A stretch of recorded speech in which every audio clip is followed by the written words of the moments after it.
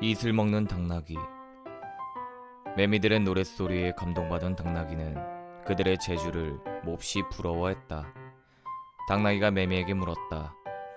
뭘 먹으면 그렇게 아름다운 노래를 부를 수 있어? 이슬. 당나귀는 매미가 이슬만 먹는다는 소리를 듣고 며칠 동안 이슬이 내리기만 기다리다 굶어 죽고 말았다. 제 분수를 모르고 지나치게 욕심을 부리면 큰 화를 당한다. 하늘을 날고 싶은 거북이. 거북이가 독수리에게 하늘을 나는 법을 가르쳐 달라고 애걸했다. 독수리는 거북이에게 말했다. 넌 하늘을 날 수 있도록 태어나지 않았어. 내가 하늘을 나는 법을 가르쳐줘도 넌 절대로 하늘을 날 수 없을걸? 네가 하늘을 난다는 건 말도 안 되는 일이야. 이 말을 듣고도 거북이는 독수리에게 더욱더 매달렸다. 할 수 없이 독수리는 거북이를 발톱으로 채워서 하늘 높이 날아간 후 거북이를 놓아주었다. 거북이는 바위에 떨어져 산산조각이 나고 말았다. 지혜로운 사람의 충고를 무시하면 큰 화를 입는다. 여우의 지혜. 사자가 양을 불러서 자기 입에서 고약한 냄새가 나는지 물었다. 양은 냄새를 맡아본 후 냄새가 고약한데요? 라고 말했다. 사자는 화가 나서 이 똥 항아리 같은 놈 하고 양을 물어 죽였다. 이어 사자는 늑대를 불러서 똑같은 질문을 던졌다. 늑대는 눈치를 살피면서 아무 냄새도 안 나는데요? 라고 말했다. 사자는 화가 치밀어 이 아청꾼 하고 물어 죽였다. 이번에는 사자가 여우를 불러 똑같은 질문을 던졌다. 그러자 여우는 대뜸 죄송합니다만 전 지금 감기에 걸려서 아무 냄새도 맡을 수가 없군요 라고 말했다. 현명한 사람은 위기를 미리 알고 대처한다. 친구를 배신한 독수리.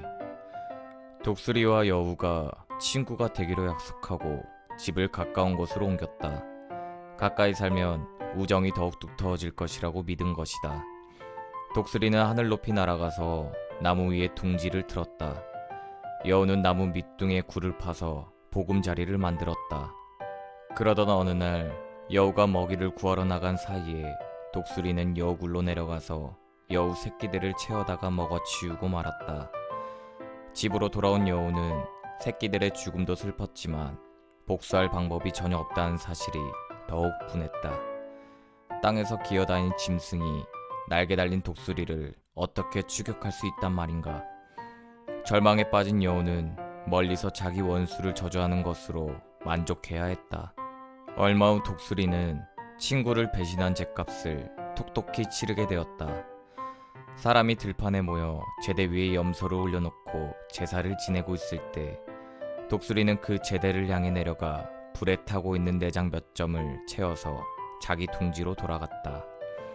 강한 바람이 불자 내장에 붙어있던 불이 둥지에 옮겨 붙었다.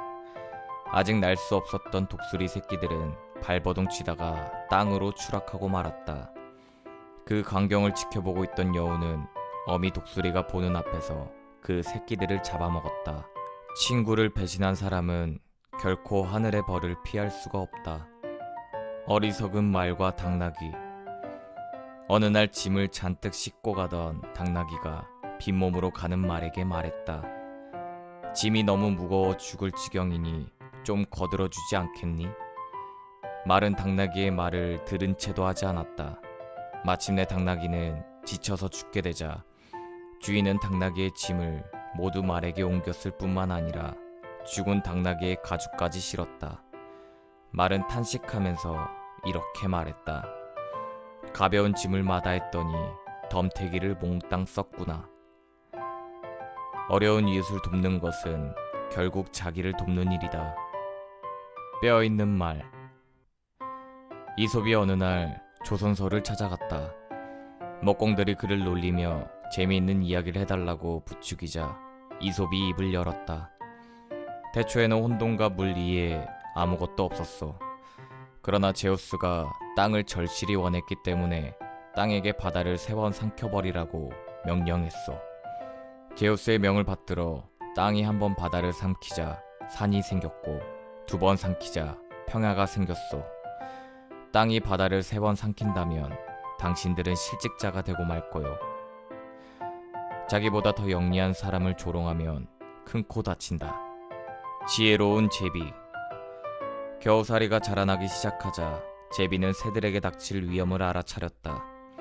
그래서 모든 새들을 불러 모은 뒤 상수리 나무에서 자라는 겨우살이를 빨리 잘라버리라고 충고했다. 겨우살이를 잘라버릴 수가 없다면 사람들에게 도망친 다음 그들에게 겨우살이에서 짜낸 끈끈이로 새들을 잡지 말아달라 간청하라고 말했다. 다른 새들은 제비가 망령이 들었다고 비웃었다. 하지만 제비는 사람들에게 가서 함께 살게 해달라고 빌었다.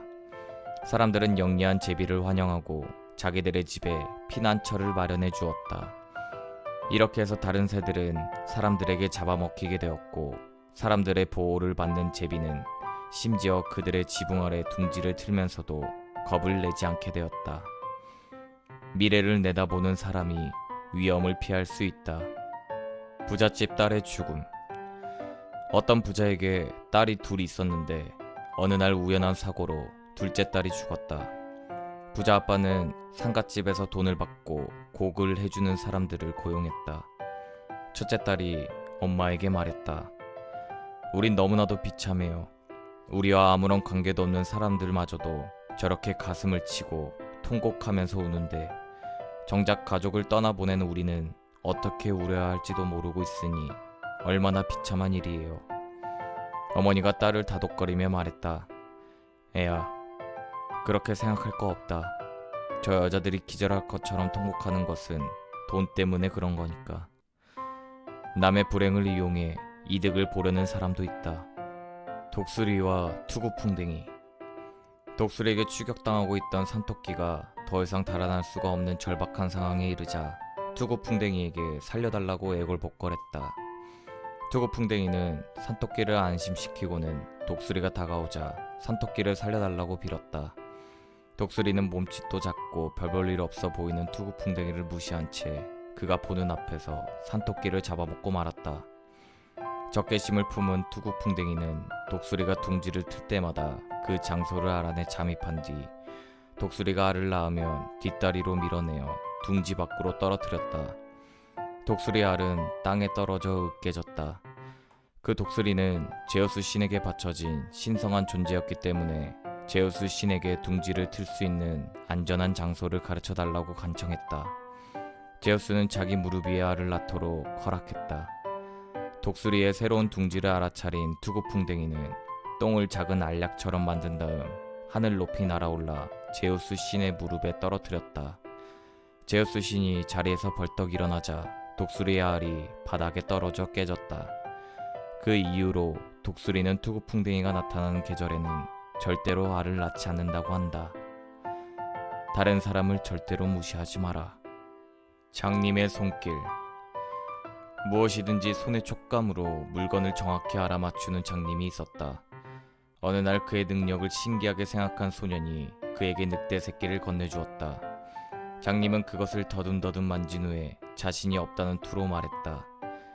이게 늑대 새끼인지 여우 새끼인지 아니면 그와 비슷한 짐승의 새끼인지 난 잘 모르겠소. 그러나 한 가지 확실한 것은 양떼와 같은 우리에 넣어서는 안 된다는 것이오. 악한 본성은 감추려고 해도 드러나는 법이다. 코미디언과 농부. 어느 부자가 가장 독특한 연기를 하는 배우에게 큰 상금을 주겠다고 선언했다. 그 소문을 들은 사람들이 극장으로 구름같이 몰려들었다. 한 코미디언이 무대에 올라가더니 고개를 푹 숙인 채 어린 돼지가 비명을 지르는 소리를 흉내냈다. 사람들은 그가 돼지를 외투 속에 감추고 있다고 생각하고 몸을 뒤졌지만 아무것도 나오지 않았다. 사람들은 모두 박수갈채를 보냈다. 그것을 본 한 농부가 돼지를 외투 속에 감추고 무대에 올라간 뒤 돼지의 귀를 비틀었다. 돼지가 비명을 질렀으나 청중들의 반응은 냉담했다. 농부는 외투를 펼쳐 보이며 돼지를 보여준 뒤 이렇게 말했다. 가짜 돼지 소리에 박수를 치더니 왜 진짜 돼지 소리에는 반응을 보이지 않는 거요? 당신들 판단력은 정말 형편없군. 논리로 상대방을 설득하기보다는 그의 감각을 속이는 것이 더 쉽다. 푸주간 주인. 청년 둘이 푸주간에서 고기를 사고 있었다. 주인이 등을 돌린 사이에 한 청년이 귀와 다리 부분을 옆에 있는 청년 외투 주머니에 몰래 넣었다. 몸을 돌린 주인은 고기가 사라졌다는 걸 알고 청년들을 의심했다. 고기를 훔친 청년은 맹세코 자신이 도둑질을 하지 않았다고 했고, 옆에 있던 청년 또한 고기를 가져가지 않았다고 맹세했다. 두 사람의 마음을 꿰뚫어 본 주인은 이렇게 말했다. 거짓 맹세로 나를 속일 수는 있을지 몰라도 신은 속일 수 없다는 걸 명심하라고. 교묘하게 상대를 속여도 나쁜 행위 자체가 사라지는 것은 아니다. 미래를 모르는 사람들. 큰 배가 항해에 나섰다. 넓은 바다에 이르자 엄청난 폭풍우가 불어닥쳐 배가 가라앉을 위험에 처했다. 그들은 각자 옷을 찢고 자기 나라에서 섬기는 신의 이름을 부르면서 배가 무사하게 된다면 감사의 표시로 많은 재물을 바치겠다고 맹세했다. 이윽고 폭풍우가 멎고 파도가 잔잔해졌다. 그들은 기뻐 날뛰면서 춤을 추었다. 그러자 키를 잡고 있던 현명한 선원이 나서서 이렇게 타일렀다. 여러분, 기뻐하는 건 좋습니다. 그러나 앞으로 또 폭풍우를 맞이할지도 모르는 그런 사람처럼 기뻐합시다. 지나친 흥분은 이성을 잃게 만든다. 불가능한 일. 한 남자가 가난과 병고에 시달려 더 이상 살 가망이 없었다. 의사들이 모두 그를 포기하려 하자 그는 신들에게 하소연했다. 만일 제 병이 완쾌된다면 신들에게 황소 100마리를 제물로 바치고 다른 물건들도 신전에 바치겠습니다. 곁에서 그 말을 듣고 있던 아내가 물었다. 황소 100마리가 어디 있다고 제물로 바친다는 거요? 당신은 내가 맹세를 지킬 만큼 건강해질 거라고 믿는 거요? 사람은 지키지도 못할 약속을 쉽게 한다. 엉터리 점쟁이. 어느 점쟁이가 시장 골목에서 점을 치고 있었다. 갑자기 다른 사람이 그에게 달려와서 그의 집 문이 열려있고 모든 재산이 사라졌다고 알렸다. 소스라치게 놀란 점쟁이가 벌떡 자리에서 일어나더니 무슨 일이 일어나는지 알아보려고 허겁지겁 집으로 달려갔다. 지나가던 사람이 그가 달려가는 것을 보고 이렇게 말했다. 다른 사람들의 앞날을 잘 안다는 사람이 자기에게 무슨 일이 닥칠지 모르다니. 남의 일에 참견하기 전에 자신의 일에 충실하라. 까마귀 때문에 죽은 아이. 한 여인이 점쟁이를 찾아가 어린 아들의 운명을 물었다. 점쟁이는 까마귀가 그 아이를 죽일 것이라고 예언했다. 겁에 질린 여인은 커다란 괴짝을 만들어 까마귀가 아이를 죽이지 못하게 아들을 넣고 다녔다. 매일 일정한 시각에 그녀는 뚜껑을 열고 아이에게 필요한 음식을 주었다. 어느 날 그녀가 괴짝의 뚜껑을 열 때 아이가 어리석게도 머리를 내밀었다. 그때 공교롭게 까마귀처럼 생긴 괴짝 손잡이가 아이의 머리 위에 떨어져 그 아이가 죽고 말았다. 남의 말을 고지곳대로 듣지 말고 살을 붙이는 지혜를 가져라. 허풍쟁이. 어떤 남자가 오전 경기에 출전했는데 동료들은 그를 계속 비겁하다고 비난했다. 그는 비난을 참지 못하고 외국으로 떠났다. 얼마 후 다시 돌아온 그는 외국에서 배운 엄청난 놀라운 기술을 보여주겠다고 자랑하며 큰 소리로 떠들고 다녔다. 가장 놀라운 것은 그가 로더스 섬에서 보여준 높이뛰기 실력인데 올림픽에서 금메달을 딴 선수보다 더 높이 뛰어오를 수 있다고 주장했다. 그는 자기 실력을 직접 눈으로 본 그 나라 친구들을 증인으로 세울 수도 있다고 덧붙였다. 그러자 곁에 서 있던 사람이 이렇게 말했다. 당신 말이 사실이라면 증인을 내세울 필요가 뭐 있겠소. 여기가 로더스 섬이라고 생각하고 한번 높이 뛰어보시오. 실력이 있는 자는 말보다는 행동으로 실력을 보여준다. 사자 그림의 저주. 겁이 많은 노인이 있었다. 그는 하나밖에 없는 아들이 사냥에 빠져 있는 것이 걱정거리였다. 그의 아들은 용기가 뛰어난 청년이었지만 노인은 매일 밤 아들이 사자에게 잡아먹히는 꿈을 꾸었다. 그 꿈이 현실로 나타날까 두려워진 노인은 아들을 위해 매우 높은 곳에 넓고 화려한 거실을 만들어주고 날마다 아들을 감시했다. 그는 아들을 기쁘게 해주기 위해 유능한 화가를 시켜 거실과 방에 여러 동물을 그림으로 그리게 했다. 그 중에는 사자 그림도 있었다. 그러나 아무리 그림을 쳐다보아도 아들의 기분은 좋아지지 않았고 권태롭기만 했다. 하루는 아들이 벽에 그려진 사자 그림 앞으로 다가가 그림 속 사자를 저주했다. 이 빌어먹을 놈아, 네가 우리 아버지 꿈에 나타나서 내가 지금 이 고생을 하고 있다. 내가 왜 감옥 같은 곳에 갇혀 있어야 하느냐고. 그러니 내가 널 어떻게 처치해줄까? 그는 사자의 눈을 멀게 하려고 주먹으로 그림을 쳤는데 파편이 손톱 밑에 박히고 말았다. 파편은 쉽게 빠지지 않았고 손가락은 점점 심하게 골마갔다. 손이 퉁퉁 붓고 열이 점점 올라 아들은 결국 죽고 말았다. 비록 그림 속의 사자이긴 했지만 아버지의 꿈이 현실로 나타난 것이다. 운명을 피하지 말고 당당하게 받아들여라. 플룻을 부는 어부. 플룻 연주를 잘하는 어부가 있었다. 어느 날 어부는 바위에 걸터 앉아 플룻을 불기 시작했다. 어부는 물고기들이 자기 연주에 심취되면 물 위로 뛰어오를 것이라고 생각했다. 그러나 아무리 열심히 플룻을 불어도 물고기는 한 마리도 얼씬하지 않았다. 화가 난 어부는 연주를 그만두고 그물을 바닷물에 던졌다. 그러자 놀라울 정도로 많은 물고기가 그물에 걸려들었다. 어부는 물고기들을 꺼내 모래밭에 던졌다. 물고기들은 춤추듯 온몸을 뒤틀었다. 망할 놈의 물고기들, 내가 플룻을 연주할 때는 꼼짝도 않더니 이제 와서 춤을 춰? 어리석은 자는 모든 잘못을 남의 탓으로 돌린다. 3가지 직업. 전쟁이 일어나기 바로 직전 각 도시마다 사람들이 모여 전쟁에 대비하기 위해 긴급 대책을 세웠다. 벽돌을 쌓는 직공은 방벽을 쌓는 데는 벽돌이 최고라고 말했고, 목수는 벽돌을 쌓는데 시간이 많이 걸리기 때문에 나무로 방어벽을 세우는 것이 좋다고 말했다. 그러자 가죽을 만드는 사람이 일어나서 말했다. 여러분, 세상에 가죽보다 더 좋은 게 어디 있겠습니까? 안 그렇습니까? 자기 생각만 고집하면 대사를 그르친다.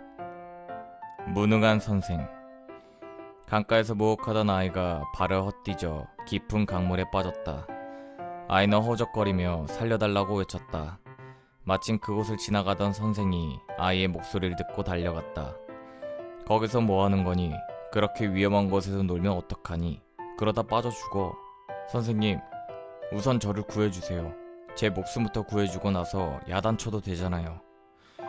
모든 일이든 거기엔 순서가 있다. 난파당한 사람. 난파당한 남자가 바닷가에 잠이 들고 말았다. 얼마 후 잠에서 깨어난 그는 바다를 향해 고함을 지르며 비난했다. 바다가 잔잔한 물결로 사람들을 유인한 후 큰 물결로 사납게 변해 사람들을 삼켜버린다고 생각했기 때문이다. 그가 바다를 향해 욕을 퍼붓자 바다가 이렇게 말했다. 이봐, 당신이 난파당한 건 내가 당신을 홀린 게 아니라 일순간에 불어닥친 바람 때문이오. 날 원망하지 말고 바람을 원망하란 말이오. 조용히는 내게 바람이 사전 경고도 없이 달려들어 나를 미쳐 날뛰게 변화시킨 것이오. 그러니 바람을 원망하시오. 하나만 보고 속단하지 마라. 여행자들의 착각. 벼랑길로 터벅터벅 걸어가던 사람들이 산 꼭대기에 이르렀다. 장가지 더미가 바다에 떠있는 것이 보였다.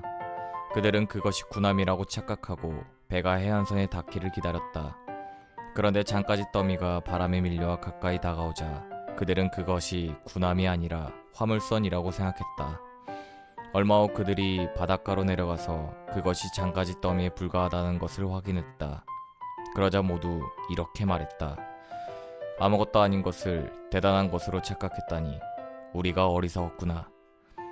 모든 사물이나 사건을 자세히 들여다보면 아무것도 아닐 때가 많다. 숯불 피우는 사람과 옷감을 가공하는 사람. 숯불을 피우는 사람이 일을 하다가 마침 옷감을 가공하는 사람이 근처로 이사 왔다는 소식을 듣게 되었다. 그는 새로 이사 온 사람을 찾아가서 한 방을 쓰면 생활비가 훨씬 절약된다면서 같이 살자고 권했다. 그러나 옷감을 가공하는 사람이 이렇게 말했다. 말도 안 되는 소리요. 내가 깨끗이 청소하고 나면 당신은 분명 시커먼 검댕으로 더럽힐 것입니다. 상반되는 것은 결합되지 않는다. 권투 선수와 벼룩. 어느 날 벼룩이 펄쩍 뛰어오르더니 병든 권투 선수의 엄지발가락을 물어뜯었다. 화가 치민 권투 선수는 벼룩을 짓눌러 죽이려고 손을 바삐 움직였지만 벼룩은 잽싸게 달아나 죽음을 면했다. 지친 권투 선수는 한숨을 쉬면서 말했다. 오 헤라클레스여, 저 벼룩을 없앨 수 있는 힘을 주신다면 다음 경기 때는 당신께 아무것도 바라지 않겠습니다. 사소한 일조차 신의 도움을 요청하는 건 어리석은 짓이다. 엉터리 의사. 의사로부터 몸이 어떠냐는 질문을 받은 환자가 땀을 아주 많이 흘린다고 대답했다. 의사는 이렇게 대꾸했다. 땀이 많이 흘리는 건 좋은 증세입니다. 다음날 의사는 같은 환자에게 몸이 어떠냐고 묻자 환자는 오한이 심해서 온몸이 부들부들 떨린다고 대답했다. 아, 그래요? 아주 좋은 증세입니다. 세 번째로 환자를 방문한 의사는 설사를 한다고 걱정하는 환자에게 말했다. 설사요? 아주 좋은 증세입니다. 의사는 진찰도 제대로 하지 않고 그냥 가버렸다. 얼마 후 환자의 부모가 그를 찾아와 몸이 어떠냐고 물었다. 전 좋은 증세 때문에 지금 죽어가고 있어요. 겉모습만으론 진심을 알 수가 없다. 옹기장수의 아내와 정원사의 아내. 어떤 사람이 두 딸을 두었는데 하나는 정원사에게 또 하나는 옹기장수에게 시집을 보냈다. 얼마 후 그는 정원사의 아내가 낸 딸을 방문해서 어떻게 지내는지 남편의 사업은 잘 되는지 물었다. 그 딸은 모든 것이 만족스러운데 단 한 가지 신들에게 부탁할 것이 있다고 대답했다. 나무들이 잘 자라도록 비를 풍족하게 내려달라는 소원이었다. 며칠 후 그가 이번에는 옹기장수의 아내가 된 딸을 찾아가서 어떻게 지내는지 물었다. 그 딸은 부족한 것이 아무것도 없는데 단 한 가지 소원이 있다고 대답했다. 날씨가 늘 맑아서 옹기들이 햇볕에 잘 마르기를 바란다는 것이었다. 넌 맑은 날씨를 원하고 네 언니는 비를 원한다면 난 누구를 위해 기도를 바쳐야 하겠느냐. 정반대의 일을 동시에 진행하면서도 사람은 둘 다 성공하기를 바란다. 악취에 익숙해진 부자. 어떤 부자가 가죽을 무드질하는 사람을 이웃으로 두게 되었다. 가죽을 가공하는 마당에서 풍기는 악취에 질린 부자는 이웃 사람에게 다른 곳으로 이사하라고 날마다 독촉했다. 조금만 더 참아주면 이사를 가겠다고 말을 하면서도 무드질쟁이는 계속해서 날짜를 미루기만 했다. 날마다 그들이 그렇게 말다툼을 계속하는 동안 부자는 어느덧 악취에 익숙해졌고 그래서 이웃을 더 이상 괴롭히지 않았다. 아무리 괴로운 일도 익숙해지면 견딜만 하다. 방탕한 젊은이. 방탕한 젊은이가 유산을 모두 낭비해서 남은 곳이라고는 외투밖에 없었다. 이른 봄에 찾아온 제비를 보자 그는 여름이 된 줄 알고 외투를 꺼내어 그것마저 팔아버렸다. 그러나 날씨가 점점 추워졌고 길가에서 얼어 죽은 제비를 보게 되었다. 빌어먹을 놈 같으니 넌 우리들을 동치에 파멸시켰어. 자신의 그릇된 판단마저 남의 탓으로 돌리려는 사람이 있다. 나팔 부는 사람. 나팔을 불어 군대를 불러 모은 사람이 적의 포로가 되자 이렇게 소리쳤다. 제발 저를 죽이지 마세요. 저는 죽을 이유가 한 가지도 없어요. 전 당신들 중 아무도 죽이지 않았어요. 오로지 나팔만 불었을 뿐이라고요. 그러니 저를 죽이지 마세요. 그러자 어떤 사람이 이렇게 대꾸했다. 바로 그러니까 넌 더욱 죽어 마땅한 거야. 너는 전쟁에 나가지 않으면서 다른 사람들을 모두 전쟁터로 내몰았으니까. 나쁜 짓을 하는 사람보다 그것을 충동질하는 사람의 죄가 더 무겁다. 고약한 아내. 모든 하인들의 일거수일투족을 트집 잡으며 심하게 괴롭히는 부인이 있었다. 남편은 부인의 모난 성격을 보고 아버지 집에 있는 하인도 모질게 다루는지 궁금해졌다. 그는 아내를 아버지 집으로 보냈다. 며칠 후 집으로 돌아온 아내에게 그곳의 하인들이 어떤지 물어보았다. 가축 모리들과 양치기들이 내게 험한 인상을 썼어요. 그러자 그가 대꾸했다. 새벽에 가축을 몰고 나갔다가 해질녘에야 돌아오는 하인들까지도 당신을 반기지 않았다면 당신 옆에서 하루 종일 시중을 든 하인들은 어떻겠소? 한 가지를 보면 10가지를 알 수 있다. 사람의 손발과 위장. 옛날에는 사람 몸의 각 부분이 고집이 세서 지금처럼 화목하게 서로 협조하지 않았다. 위장이 다른 모든 부분들에게 필요한 것을 주었지만 다른 부분들은 위장이 게으름만 피우고 사치스럽게 산다고 비난했다. 어느 날 다른 부분들이 위장에게 아무것도 해주지 않기로 결의했다. 두 손은 빵 부스러기조차 들어올리지 않겠다고 말했고, 입은 음식을 받아들이지 않겠다고 말했다. 두 다리는 위장이 다른 곳으로 움직일 수 없도록 한 발짝도 떼지 않기로 했다. 위장을 제외한 신체의 다른 부위가 제각기 위장에게 협조하지 않겠다고 나섰다. 그들이 위장을 굴복시키려는 계획을 실행에 옮기자마자 그들 자신 하나씩 기운을 잃고 비틀거렸으며 온몸이 쇠약해졌다. 그제서야 그들은 위장의 역할과 소중함을 알게 되었다. 비록 위장이 게으르고 아무 소용이 없는 것처럼 보일지라도 중요한 기능을 하고 있다는 사실을 깨닫게 된 것이다. 또한 위장이 자기들에게 의존하는 것처럼 자기들도 위장에 의존하고 있으며 건강한 몸을 유지하려면 그들이 서로 도움을 주고받으며 함께 살아가야 한다는 사실도 깨달았다. 큰 일은 조화와 협력을 통해 이루어진다. 심술궂은 사람. 어떤 심술궂은 사람이 델피의 신탁이 속임수에 불과하다는 것을 자기가 증명해 보이겠다고 사람들 앞에서 큰소리치며 말했다. 약속한 날이 되자 그는 작은 참새를 손에 쥐고 외투자락으로 가린 채 신전으로 갔다. 그는 신탁을 말해주는 신과 마주서서 자기가 손에 쥐고 있는 것이 죽은 것인지 산 것인지 물었다. 신이 죽은 것이라고 대답하면 살아있는 참새를 내보이고, 신이 산 것이라고 말하면 새를 목졸라 죽인 뒤에 내보일 작정이었다. 신은 그의 사악한 의도를 알아차리고는 이렇게 대꾸했다. 네가 쥐고 있는 것이 산 것이 될지 죽은 것이 될지는 너에게 달려있다. 신은 어떠한 일에도 빈틈이 없다. 최고의 선물.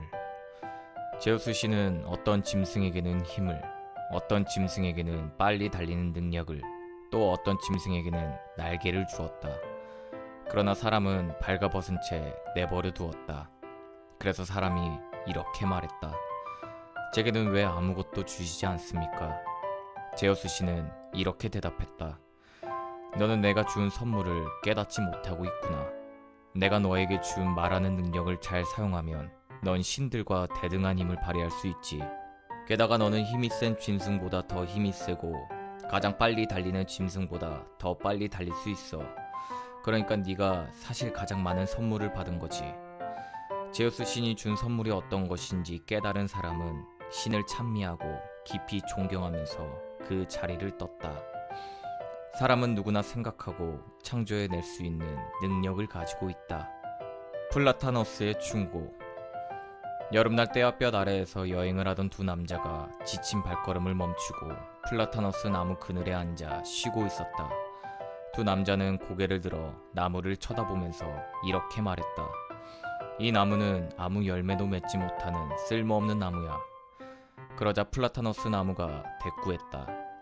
은혜도 모르는 놈들, 너희가 지금 내 그늘에서 쉬고 있으면서 쓸모없는 나무라고 비난하다니. 어리석은 사람은 감사할 줄 모른다. 마지막 기도. 아테네에 사는 부자가 여행자들과 함께 항해에 나섰다. 그런데 갑자기 거센 폭풍과 몰아쳐 배가 좌초되고 말았다. 다른 여행자들이 살려고 열심히 헤엄을 치는 동안 아테네 부자는 아테네 도시의 수호 여신인 아테나에게 도움을 요청하는 기도를 바쳤다. 그는 자기 목숨을 구해준다면 많은 재물을 여신에게 바치겠다고 맹세했다. 아테네 부자의 옆에서 헤엄을 치던 사람이 그에게 말했다. 아테나 여신에게 기도를 드리는 건 당신 마음이지만 팔다리도 움직이면서 하란 말이오. 노력 없이 모든 것을 운명에 맡기는 사람은 하늘의 도움을 받을 수 없다. 이디오피아인 노예. 어떤 사람이 이디오피아 출신의 노예를 샀다. 그는 노예의 피부가 검은 것은 전에 있던 주인이 전혀 돌보지 않아서 그렇게 된 것이라고 생각했다. 노예를 집으로 데려간 주인은 노예에게 비누칠을 하고 열심히 닦았다. 검은 피부를 희게 만들기 위해 온갖 방법을 다 동원했지만 좀채로 바뀌지 않았다. 주인은 노예의 피부를 핥게 만들려고 하다가 지쳐서 병이 들고 말았다. 타고난 기질을 바꾸려고 하는 것은 어리석다. 외딴 곳에서 사는 진실. 사막을 여행하던 남자가 홀로 외롭게 살고 있는 여자를 만났다. 남자는 눈을 아래로 깔고 있는 여자에게 물었다. 당신은 누구십니까? 저는 진실입니다.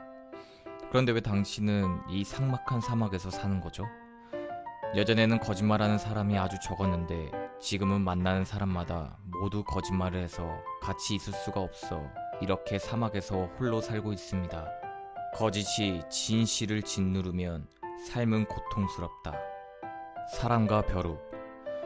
어느 날 벼룩이 사람을 사정없이 괴롭히자 그는 몸을 샅샅이 뒤져 벼룩을 잡았다. 내 몸 위를 사방으로 기어다니면서 멋대로 마구 뜯어먹고 사는 너는 도대체 어떤 놈이냐? 벼룩이 대답했다. 절 죽이지 마세요. 전 당신에게 해를 끼치지 않을 테니 제발 목숨만 살려주세요. 사람은 껄껄 웃으면서 이렇게 대꾸했다. 넌 당장 죽어야 해. 그것도 내 손에 말이야.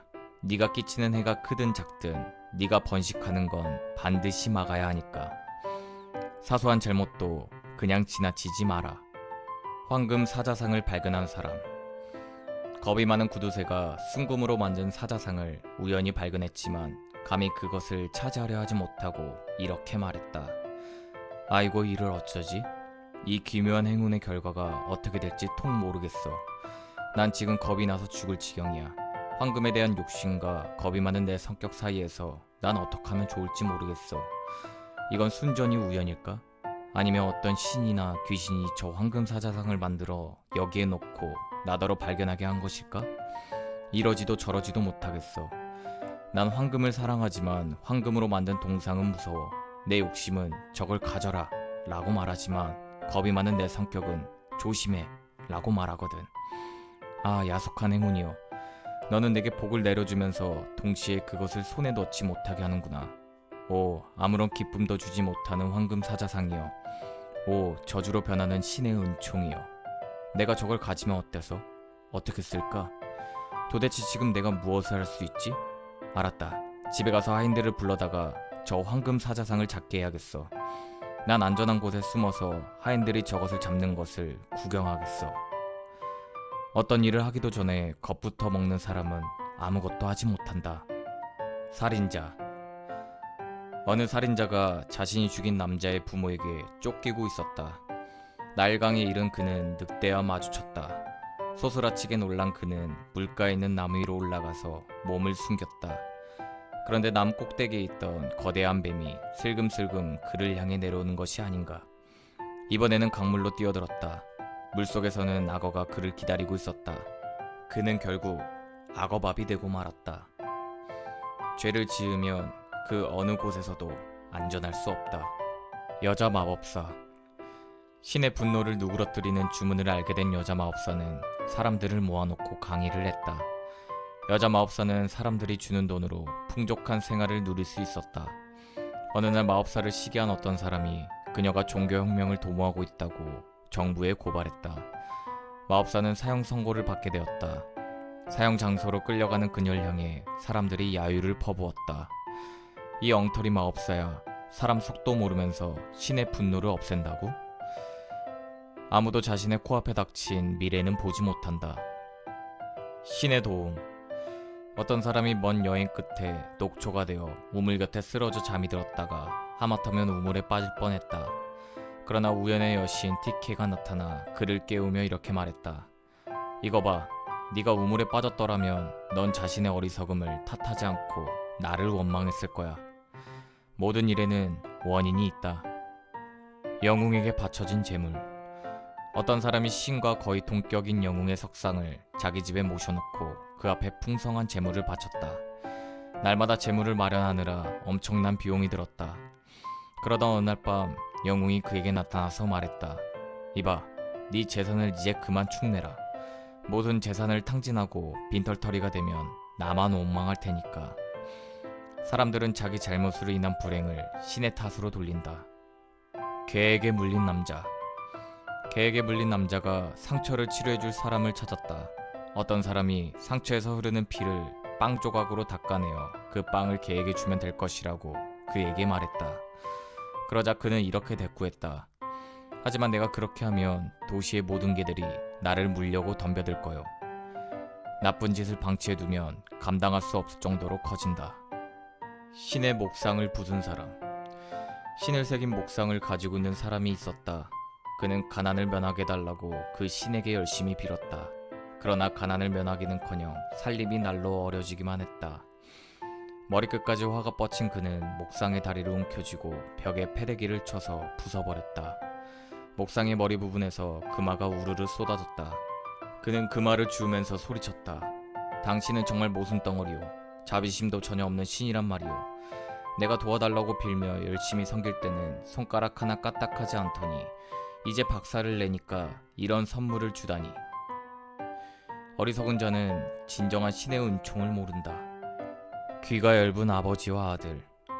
방앗간 주인과 아들이 당나귀를 근처 시장에 내다 팔려고 몰고 갔다. 도시로 놀러갔던 처녀들이 신나게 떠들고 웃으면서 돌아오다가 그들을 보고 이렇게 소리쳤다. 저 바보들 좀 봐. 당나귀를 타고 가도 되는데 터덜터덜 걸어가다니. 그 말을 들은 노인은 자기 아들을 당나귀 등에 태우고 자기는 걸어갔다. 얼마 후 그들은 심각하게 토론하는 사람들을 만났다. 그중 한 사람이 소리쳤다. 저거 봐. 저게 내 말의 증거야. 요즘은 노인들을 전혀 존경하지 않는다 이거야. 늙은 아버지는 걸어가는데 젊은 아들은 당나귀를 타고 가다니. 고약한 젊은 놈아, 넌 내리고 늙은이가 타고 가게 해라. 그 말에 노인은 아들을 걷게 하고 자기가 당나귀에 올라탔다. 얼마 가지 못해 그들은 여자들과 아이들을 만났다. 그들을 본 여자들과 아이들이 일제히 소리쳤다.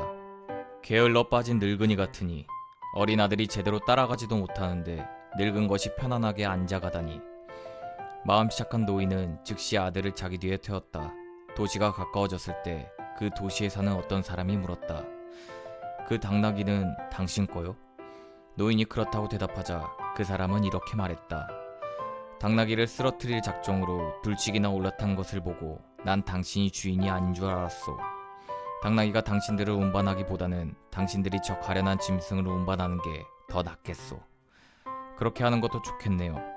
그래서 노인은 아들과 함께 당나귀에서 내린 뒤 당나귀의 다리를 묶고 장대 사이를 꿰은 다음 각각 장대 끝을 울러매었다. 그리고 도시로 향하는 다리를 건너갔다. 그 재미있는 광경을 보려고 수많은 사람들이 집에서 뛰쳐나와 배를 잡고 웃었다. 사람들이 시끄럽게 떠들고 웃는 소리와 그 광경에 기분이 상한 당나귀가 발길질을 하는 바람에 밧줄이 끊어져 그만 강물에 빠졌다. 화도 나고 창피해진 노인이 뒤도 안 돌아보고 집으로 달려 도망쳤다. 모든 사람의 환심을 사려다가 조롱만 받았고 또 팔려던 당나귀마저 잃었다는 사실을 그제서야 깨달았던 것이다. 주관을 잃지 말고 소신껏 행동해라. 돌팔이 의사. 어떤 돌팔이 의사가 환자를 치료했다. 다른 의사들은 그 환자에게 죽을 병에 걸린 것은 아니고 다만 회복이 느릴 뿐이라고 진단해 주었다. 그러나 돌팔이 의사만은 하루도 못 가서 죽을 테니 모든 것을 정리하라고 말했다. 며칠 후 그 환자가 자리에서 일어나 바깥으로 걸어 나갔다. 얼굴은 창백하고 걸음걸이는 비틀거렸다. 우연히 그를 본 돌팔이 의사가 그에게 물었다. 저승 사람들은 요즘 어떻게 살고 있지요? 환자가 대꾸했다. 그들은 망각의 강 레테의 물을 마셨기 때문에 아주 평온하게 살지요. 그러나 요즘 저승에서는 대단한 소동이 벌어졌지 뭡니까? 죽음의 신 하데스가 모든 의사들에게 무시무시한 위협을 했거든요. 의사들이 환자들을 자연스럽게 죽도록 내버려두지 않기 때문이라는 겁니다. 그래서 두 신은 의사들의 이름을 모두 저 아래 명부에 적어두었습니다. 당신 이름도 거기 추가하려고 하기에 제가 엎드려 제발 당신 이름은 적어넣지 말아달라고 애걸했지요. 당신은 진짜 의사가 아니고 따라서 아무런 이유도 없이 부당하게 의사로 오해를 받은 것이라고 말입니다. 말만 번지르게 하는 의사는 지식과 능력이 부족한 경우가 많다. 내장을 먹은 아이. 여러 양치기들이 들판에서 염소를 잡아 제물로 바치고 근처에 사는 사람들을 초대했다. 가난한 여자가 자기 아이를 데리고 참석했다. 잔치가 계속되고 있을 때 그 아이는 너무 많이 먹어서 배가 부풀어 오르고 몹시 아파서 엉엉 울었다. 엄마, 속에서 내장들이 부글부글 끓고 있어. 그러자 어머니가 이렇게 대꾸했다. 올라오는 것은 네 내장이 아니라 네가 먹은 염소의 내장이야. 지나친 욕심은 탈을 부른다. 낙타와 아라빈. 낙타에게 짐을 잔뜩 지운 아라빈이 오르막길과 내리막길 가운데 어느 쪽으로 가고 싶은지 낙타에게 물었다. 낙타가 이렇게 대답했다. 평야에 곧장 뚫린 길은 누가 막아놓았습니까? 노사 간의 입장은 서로 다른 법이다. 개와 주인. 어떤 사람이 여행을 떠나려고 할 때 개가 문간에 서 있는 것을 보고 이렇게 말했다. 뭘 쳐다보고만 있어. 날 따라올 준비나 빨리 해. 꼬리를 치면서 개가 대꾸했다. 주인님, 전 벌써 준비가 다 되어 있어요. 주인님이나 여행 가방을 빨리 챙기세요. 남을 탓하기 전에 자신의 잘못을 생각해라.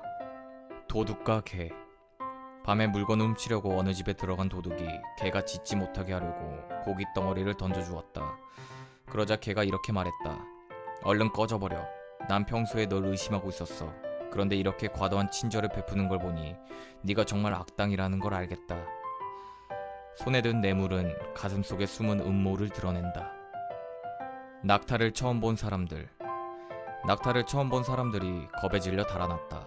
그러자 낙타가 유순한 동물이며 화를 내지 않는 동물이란 것을 알게 된 사람들은 무서워하기는커녕 깔보면서 고삐를 채우고 아이들이 끌고 다니도록 만들었다. 아무리 무서운 것도 익숙해지면 두려워하지 않게 된다. 정원사. 어떤 사람이 밭에서 일하는 정원사를 보고 야생의 풀들은 튼튼하게 잘 자라는데 계량종 야채는 잘 자라지도 않고 병충해에 약한 이유가 무엇인지 물었다. 정원사는 이렇게 대답했다. 돼지는 야생의 풀들의 친어머니고 야채들에게는 계모니까 그런 거지요. 온실의 화초는 자생력이 부족한 법이다. 아버지의 유언. 침대에 누워 죽음을 기다리고 있던 아버지의 소원은 자기 자녀들이 농사 기술을 어느 정도 몸에 익히는 것이었다. 그래서 자녀들을 불러 이렇게 말했다. 얘들아, 난 머지않아 이 세상을 떠나게 될 거야. 그렇지만 너희는 내가 포도밭에 감춰둔 것을 찾아내라. 그러면 모든 것을 얻을 거야. 그들은 아버지가 포도밭 어느 구석에 보물을 묻어두었을 것이라고 생각했다. 그래서 아버지가 죽자마자 곡괭이로 포도밭을 남김없이 깊이 파헤쳤다. 결국 보물은 찾아내지 못했지만 그들이 구석구석 파헤친 덕분에 그 해의 포도 수확은 다른 해보다 몇 배나 더 많았다. 이리야말로 진짜 보물이다. 매일 싸우는 아이. 어느 농부의 아들들이 항상 서로 싸우기만 했다. 농부가 야단쳤지만 아무 소용이 없었다. 아들들은 그의 말을 들으려고 하지 않았던 것이다. 그래서 그는 효과적인 교훈을 가르쳐 주기로 결심했다. 그는 가느다란 나뭇가지들을 잔뜩 가져오라고 지시했다. 그들이 지시대로 하자 그는 나뭇가지들을 한데 묶은 나무단을 여러 개 만든 뒤 각자에게 하나씩 나누어 주고는 두 쪽으로 꺾어보라고 했다. 아무리 힘을 써도 아들 가운데 그 누구도 나무단을 꺾지 못했다. 그러자 그는 나무단을 푼 다음 아들들에게 각각 나뭇가지 하나씩 나누어 주었다. 그들은 누구나 아무 힘도 들이지 않고 나뭇가지를 부러뜨렸다. 이윽고 농부가 아들들에게 말했다. 애들아, 너희들도 하나로 뭉치면 적이 절대로 너희를 해치지 못하지만 뿔뿔이 흩어지면 적이 너희를 쉽게 물리칠 것이다. 알겠느냐? 모든 사람이 화목하면 어떤 환란도 쉽게 극복된다. 개구리에게 돌을 던지는 소년. 연못가에서 놀던 소년들이 물속에 많은 개구리가 있는 것을 발견하고 돌을 던지기 시작했다. 많은 개구리가 돌에 맞아 죽은 뒤 용감한 개구리 한 마리가 물 위로 고개를 내밀어 소년들에게 소리쳤다. 애들아, 그 잔인한 장난은 그만둬라. 너희는 장난으로 돌을 던지지만 우린 돌에 맞아 죽는단 말이야. 재미삼아 하는 행동이 다른 사람에게 큰 피해를 주는 경우가 많다. 소년과 쐐기풀. 들에서 놀던 소년이 쐐기풀에 찔려서 집으로 달려갔다. 그리고 어머니에게 자기는 그 풀을 건드리기만 했는데 고약한 풀이 침으로 쏘았다고 일렀다. 그의 어머니가 이렇게 말했다. 네가 손을 대기만 했기 때문에 풀이 널 쏜 거야. 다음에는 그놈을 단단하게 움켜쥐어라. 그러면 널 해치지 못할 거야. 무슨 일을 하든지 용감하게 하라. 욕심이 많은 아이. 어느 날 소년이 도토리와 무화과 열매가 들어있는 항아리에 손을 집어넣었다. 항아리 주둥이는 매우 좁았다.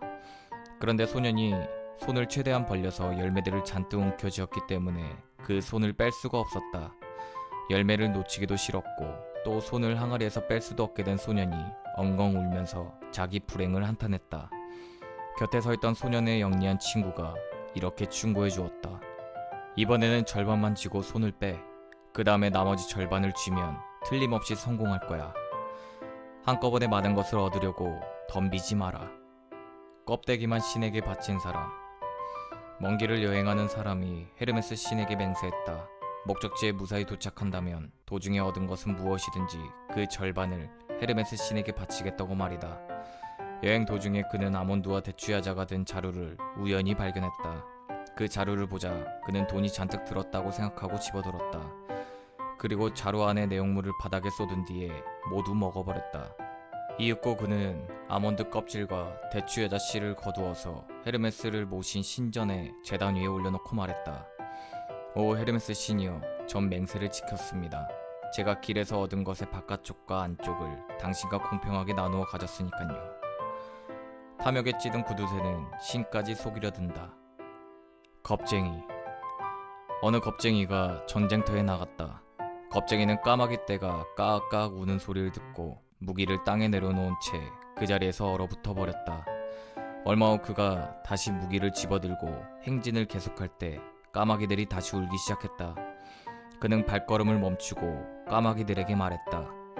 니놈들이 아무리 큰 소리로 울어대도 날 잡아먹을 수는 없어. 절대로. 어떤 경우에도 미리 겁먹을 필요는 없다. 새잡이와 독사. 사냥꾼이 그물과 끈끈이 즙을 챙겨 새사냥을 떠났다. 그는 높다란 나무 위에 앉은 집박이를 발견하고 그 새를 잡기로 결심했다. 그래서 끈끈이 즙을 나뭇가지 끝에 칠하고 그것을 다른 나뭇가지에 연결해서 위로 올려보냈다. 그리고 집중해서 위만 쳐다보던 그는 미처 자기가 잠자는 독사를 밟고 있다는 사실을 깨닫지 못했다. 독사에게 물려 죽게 되었다는 것을 뒤늦게 알아차린 그가 말했다. 이게 무슨 불행이란 말인가. 새를 잡으려다가 내가 도리어 죽게 되다니. 나무를 치려고 음모를 꾸미는 사람은 자기가 먼저 함정에 빠진다. 진짜 주인. 일벌들이 참나무의 깊은 구멍 속에 집을 지었다. 그런데 수펄들은 자기들이 일을 다 했기 때문에 그 집이 자기들 것이라고 주장했다. 일벌과 수펄들은 말벌에게 공정한 재판을 요구했다. 양쪽을 다 잘 아는 말벌이 이렇게 말했다. 원고와 피고는 형태와 색깔이 똑같으니까 집의 소유권이 어느 쪽에 있는지는 의문이고, 그래서 내게 소송한 건 잘했소. 그러니까 양쪽 벌들은 벌통으로 들어가 새로운 집을 지으시오. 새 집의 각 모양과 꿀의 맛이 우수한 쪽에게 소유권을 넘겨주겠소. 일벌들은 말벌의 말에 찬성했지만 수펄들은 반대했다. 그러자 말벌은 이렇게 선언했다. 자, 이젠 누가 집을 만들었는지, 누가 집을 만들 수가 없는지 확실히 드러났소. 집은 일벌들이 차지하시오. 솜씨를 가장 잘 증명해 주는 것은 실적이다. 두 개의 자루. 옛날에 프로메테우스가 사람들을 만들었을 때 그는 사람들에게 각각 두 개의 자루를 붙여주었다. 앞에 달린 자루는 다른 사람들의 결점들을, 등 뒤에 달린 자루에는 자기 자신의 결점들을 담게 돼 있었다. 그 결과 사람은 다른 사람의 결점들이 든 자루는 잘 들여다보았지만 자기 자신의 결점들이 든 자루는 절대로 볼 수가 없었다. 어리석은 자들은 자기와 아무런 관계도 없는 사람의 결점까지 입에 올린다. 거세된 남자와 재물을 바치는 사제. 거세된 남자가 재물을 바치는 사제를 찾아가 자기도 아버지가 될 수 있도록 대신 재물을 바쳐달라고 간청했다. 사제는 이렇게 말했다. 당신 재물을 보았을 때 나는 당신이 아버지가 되도록 해달라고 기도했소. 그러나 당신을 직접 만나보니 당신은 아버지는커녕 남자로도 보이지 않소. 허망한 욕심은 웃음거리밖에 되지 않는다. 도끼를 주운 남자. 두 사람이 함께 여행을 하고 있었다. 길가에 떨어진 도끼를 발견한 남자가 말했다. 저기 도끼가 있어. 우리가 칼도 아니고 도끼를 줍다니 엄청난 행운인걸? 우리라고? 네가 발견한 거니까 네가 주운 거지. 그러니까 우리가 주었다고 말하지 말고 네가 주었다고 말하는 게 옳아. 그들은 길을 가다가 도끼를 잃어버린 사람을 만나게 되었다. 도끼를 준 남자는 미리 겁을 먹으며 말했다. 우린 이제 죽었어. 어떡하지? 그러자 옆에 있던 친구가 말했다. 우린 이제 죽었다고 말하지 말고 난 이제 죽었다고 말해라. 왜냐면 네가 도끼를 발견했을 때 내게 그 행운의 절반을 나누어 주지 않았으니까. 행운을 함께 나누지 않는 사람은 자신이 불행할 때 친구들의 도움을 기대할 수 없다. 대머리 총각. 가발을 쓴 대머리 총각이 말을 타고 길을 떠났다. 갑자기 불어닥친 세찬 바람에 가발이 벗겨졌다. 사람들은 대머리를 보자 가련한 그 사람을 향해 배꼽을 잡고 웃었다. 그러자 그는 말을 세우고 나서 이렇게 말했다. 저 가발은 자기 주인의 머리에도 머물러 있지 못하는데 내가 그것을 내 머리에 머물게 할 수 없다는 게 그렇게도 이상하단 말이오? 사람은 발가벗고 태어나서 발가벗은 채 떠난다. 나무꾼의 부탁. 나무꾼이 숲속으로 들어가 나무들에게 도끼자루로 쓸 가지를 하나 달라고 애걸했다. 나무꾼의 요청은 하찮은 것으로 보였다. 그래서 커다란 나무들이 의논한 뒤 보잘것없는 물풀의 나무를 나무꾼에게 내주었다. 도끼의 자루를 받고 나자마자 나무꾼은 그 숲속에 있는 가장 큰 나무들을 베기 시작했다. 사태의 중대성을 참나무가 깨달았지만 이미 때는 늦었다. 그래서 참나무는 옆에 있는 전나무에게 이렇게 말했다. 최초의 양보 때문에 우린 모든 것을 잃었어. 보잘것없는 이웃을 우리가 희생시키지 않았더라면 우린 영원히 여기 서 있을 수 있었을 거야. 강자가 약자의 권리를 희생시켜서 적과 타협하면 자기 자신도 파멸하고 만다. 금도끼와 은도끼. 강가에서 나무를 하던 나무꾼이 도끼를 물속에 빠뜨리고 말았다. 어찌할 바를 몰라 허둥대던 그는 강가에 주저앉은 채 울기만 했다. 헤르메스 씨는 그의 딱한 처지를 알고 크게 동정했다. 헤르메스는 강물 속으로 풍덩 뛰어들어가더니 금도끼를 가지고 나와서 물었다. 이 금도끼가 네 도끼냐?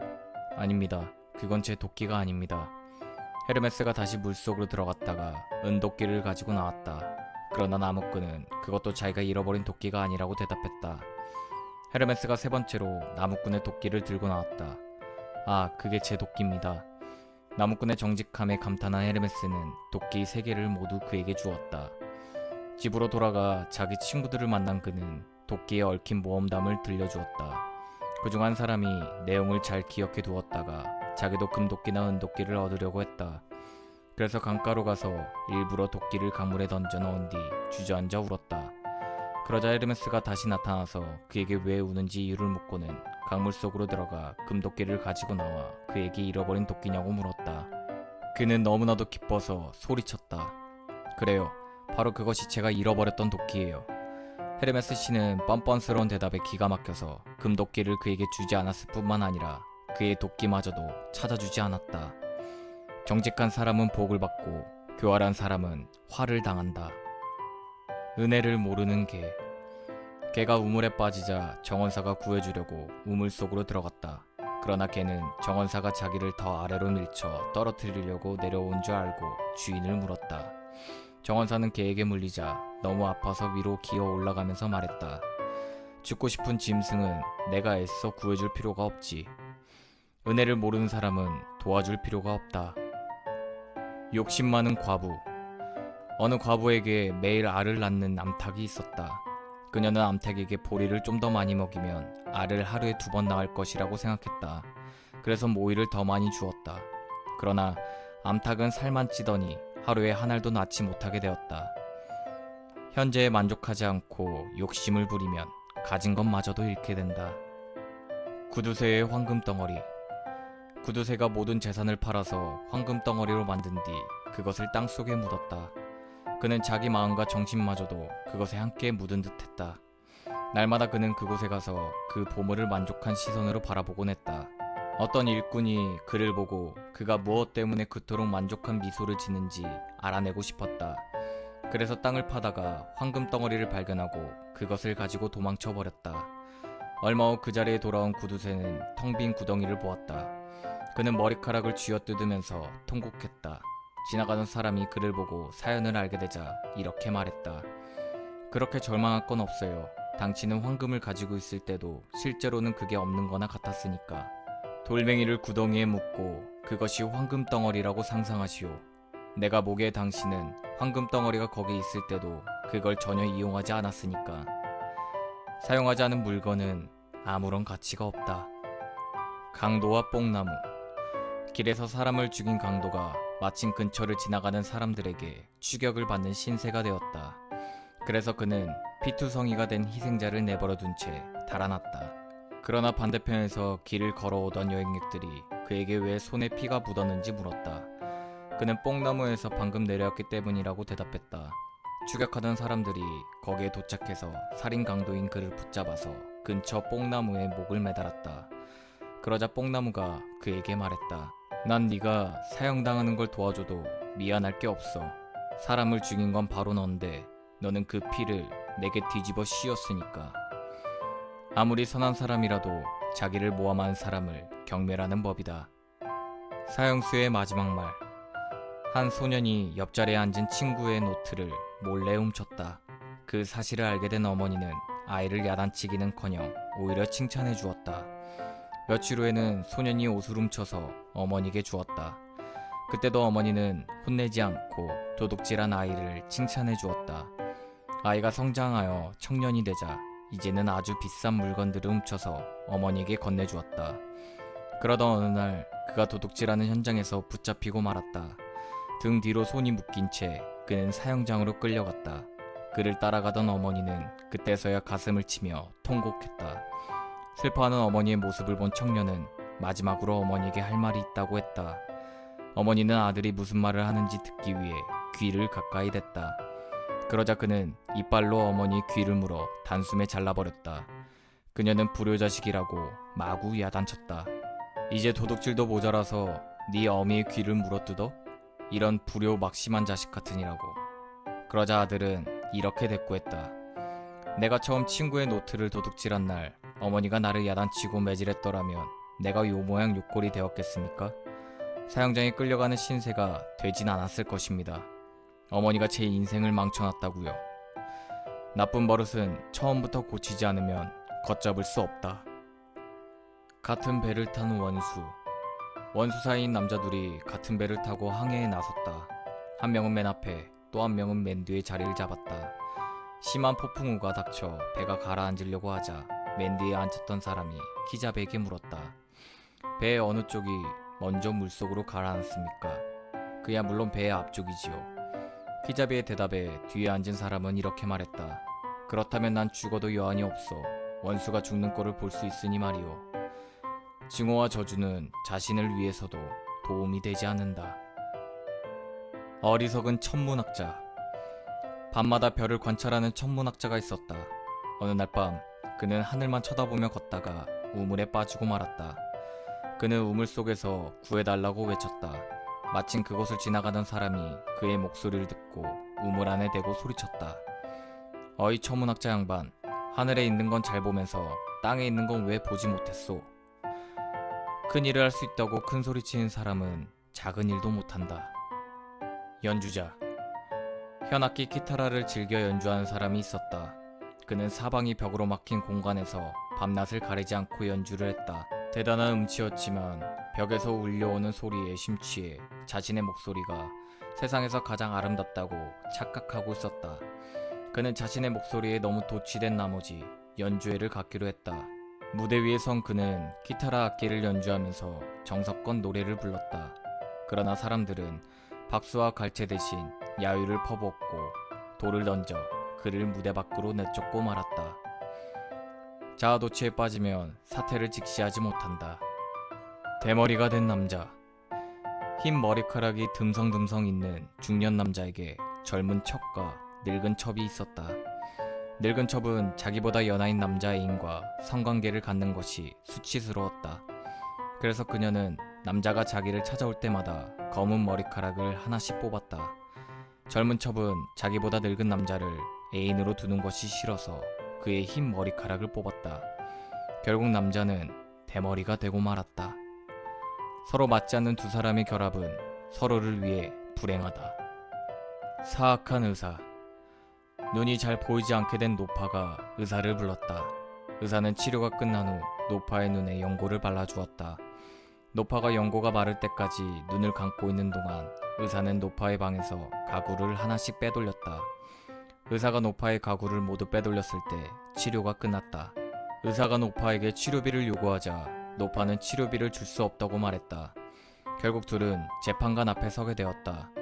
노파는 시력이 회복되었을 때만 의사에게 치료비를 주기로 약속했는데 치료를 받은 후로 시력이 더 나빠졌다고 강력히 주장하면서 말했다. 치료받기 전에는 가구들이 생생하게 보였는데 지금은 하나도 보이지 않으니 시력이 좋아졌다고 할 수가 없어요. 탐욕에 눈이 멀면 옳고 그름을 판단할 수 없게 된다. 한 입으로 두 말을 하는 사람. 사람과 사티로스가 친구가 되기로 언약을 하고 함께 길을 떠났다. 겨울이 되어 날씨가 몹시 추워지자 사람이 두 손을 들어서 입김을 불었다. 사티로스가 왜 그런 행동을 하는지 물었다.